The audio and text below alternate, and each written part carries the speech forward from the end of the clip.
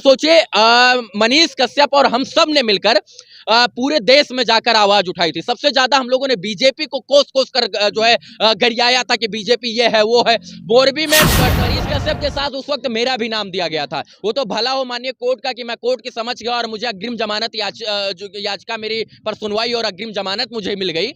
बाकी पूरा विधि व्यवस्था बना लिया गया था कि सब कुछ, लेकिन एक बार तेजस्वी यादव जी को उन्होंने टारगेट पर लिया और एक बार में ही तेजस्वी यादव जी को अपनी औकात पता चल गई और वो कहीं ना कहीं मनीष कश्यप के ऊपर ये तमाम बिहार के लोग हैं वो आपके बेटे जैसे हैं और इस दुख की घड़ी में हम लोग साथ में हैं। बहुत जल्द ही मनीष भैया आएंगे, ये हम ढांढस देते हैं, लेकिन उनको तो पता है ना यार बच्चा थोड़ी है बिस्कुट खाने वाली, तो उनको पता है कि क्या कैसे मामला है। लेकिन उम्मीद है कि मनीष कश्यप जी से जब हम लोग मिले तो ये उम्मीद है कि मनीष कश्यप अभी टूटे नहीं है और वो बिहार। नाम है भाई कुमार है और आप अब जनता बोलेगी न्यूज देख रहे हैं। देखिए हमारे साथ रवि भट्ट भैया हैं टाइम्स ऑफ अयोध्या के। सबसे पहले भैया आपका बहुत बहुत स्वागत, बहुत बहुत धन्यवाद अभय भाई। आज आपको एंटीसिपेटरी बेल मिल गया है कोर्ट से। अब आप मतलब खुले तौर पे घूम सकते हैं, आप आजाद तौर पे घूम सकते हैं।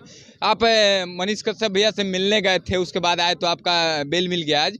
तो वहाँ पे गए तो कैसे क्या क्या बात हुआ? बड़ा सुने कि रो रहे थे, दर्द में थे और दर्द छलक रहा था, लेकिन बिहार का बात कर रहे थे, क्या बात हुआ वहाँ पे? देखिए रोने का जो बात है वो रोना मतलब किसी परिवार के लिए नहीं था, किसी घर वाले के लिए नहीं था, बल्कि वो बिहार के लिए रो रहे थे। क्योंकि बिहार के लिए उन्होंने सरबत तो न्यौछावर किया, सब कुछ न्यौछावर किया है। तो जाहिर सी बात है आज जब बिहार छोड़कर वो बिहार से 2,500-3 हजार किलोमीटर दूर जेल में काला पानी की सजा काट रहे हैं तो कहीं ना कहीं बिहार के लिए ही रोएंगे। तो आज जब उनसे हमारी मुलाकात हुई तो उन्होंने सिर्फ और सिर्फ यही पूछा कि बिहार के लोग कैसे और बिहार में क्या चल रहा है।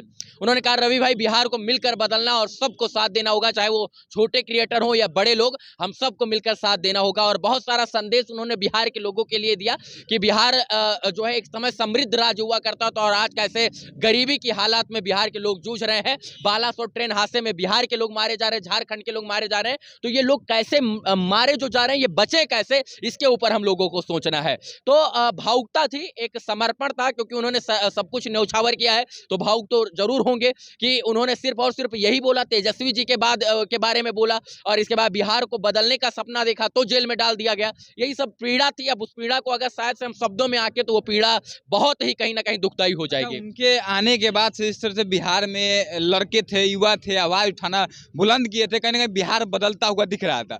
लेकिन जेल जाने के बाद जैसे कि बहुत कम लोग हैं, जैसे आप हैं और कुछ लोग हैं जो आवाज उठा रहे हैं, लेकिन बहुत सारे आवाज दब गए।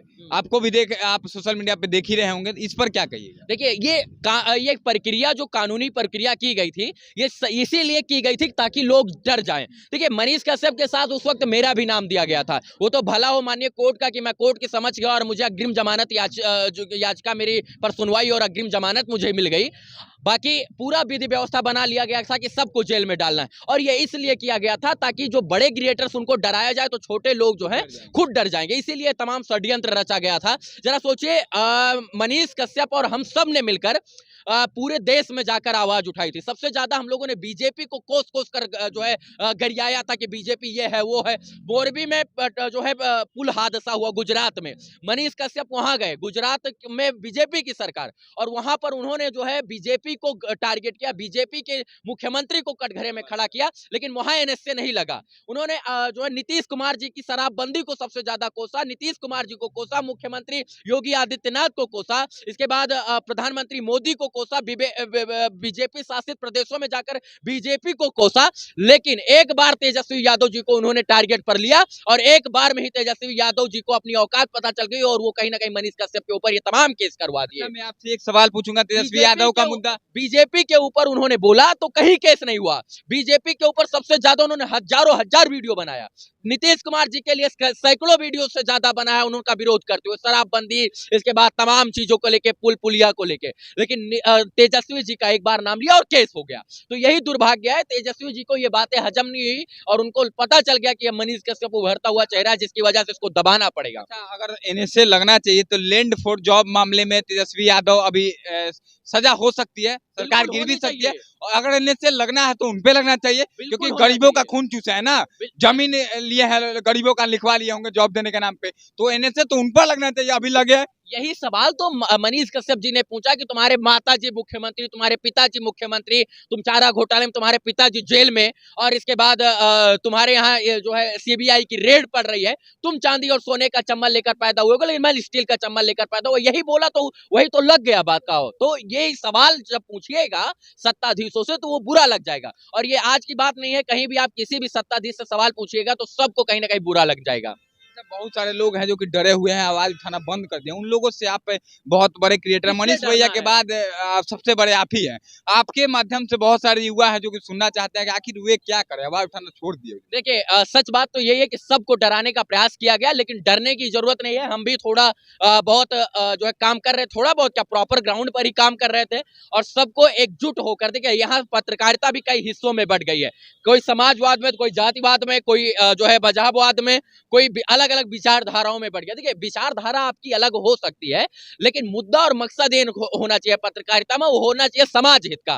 तो आपकी विचारधारा इधर हो या उधर हो फर्क नहीं पड़ता है, लेकिन निडरता के साथ जो है डर को ताक पर रखते हुए आपको बिहार के लिए आवाज उठाना है। अगर ये माइक आपने पकड़ लिया तो आपको डरने की जरूरत नहीं है। आपको कोर्ट कचहरी, थाना, पुलिस, दरोगा, माननीय न्यायालय और कानून व्यवस्था और संविधान पर भरोसा रखना ही पड़ेगा।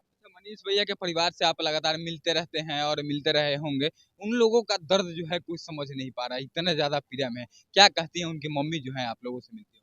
देखिए माता तो माँ ही होती है। एक माँ जो है बेबस होती है, वो क्या कर सकती है। बस हम लोग यही सांत्वना देते हैं कि माता जी हम आपके बेटे स्वरूप हैं, और जितने भी बिहार के लोग हैं वो आपके बेटे जैसे हैं, और इस दुख की घड़ी में हम लोग साथ में हैं। बहुत जल्द ही मनीष भैया आएंगे, ये हम ढांढस देते हैं। लेकिन उनको तो पता है ना, यार बच्चा थोड़ी है बिस्कुट खाने वाली, तो उनको पता है कि क्या कैसे मामला है। लेकिन उम्मीद है कि मनीष कश्यप जी से जब हम लोग मिले तो ये उम्मीद है कि मनीष कश्यप अभी टूटे नहीं है, और वो बिहार के लिए फिर से लड़ाई लड़ने के लिए तैयार है, और जल्दी लड़ेंगे। हो सकता है कि रास्ता बदल जाए लड़ाई लड़ने का, लेकिन लड़ाई निरंतर जारी रहेगी। और मनीष कश्यप की माँ को भी इस पर भरोसा है कि मेरा बेटा शेर है, और शेर की तरह जेल से निकलकर दहाड़ेगा। बहुत बहुत धन्यवाद। बहुत बहुत धन्यवाद आप है भाई आपका। देखिए मनीष कश्यप भैया हो या रवि भैया हो, कोई भी हो, आवाज उठाना कोई नहीं छोड़ेगा। चाहे आप जेल भेजवा दीजिए, NSA लगवा दीजिए या फिर मरवा दीजिए। बहुत सारे पत्रकारों को तो मरवा भी दिया जाता है, सच यही है बिहार में। लेकिन आप कुछ भी करिए, जो लोग डरे हुए हैं डरने की जरूरत नहीं है। भैया ने भी कहा ईमानदारी से काम करते रहिए, अलग हट के काम कीजिए और मुद्दों पर बात कीजिए। डरने की किसी को जरूरत नहीं है। हालांकि आपके जो बिहार के लाल सना बिहार मनीष कश्यप है वो भी लौटेंगे, और भैया को भी आज बेल मिल गया है।